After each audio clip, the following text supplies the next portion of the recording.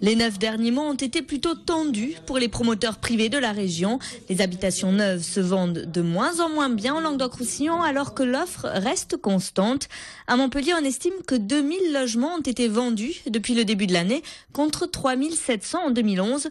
Du coup, le marché montpelliérain revient au niveau de 2008 et pourtant la capitale régionale s'en sort plutôt bien, voire trop bien. Près de la moitié, non même plus, presque 3/4 de la production concentrée sur l'agglomération de Montpellier.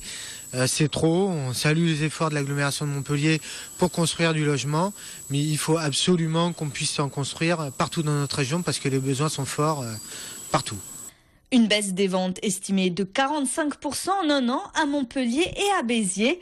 À Nîmes, c'est la chute libre. Cette année, 160 ventes de logements neufs devraient être finalisées. C'est 70% de moins qu'en 2011. Il faut dire que les promoteurs peinent à trouver du foncier constructible à Nîmes, surtout depuis la mise en place d'un plan de prévention des inondations très contraignant. En revanche, l'approche banlieue est très attractive pour les acheteurs. Montpellier, nous pensons, est moins impacté par la concurrence de sa grande couronne en matière de lotissement.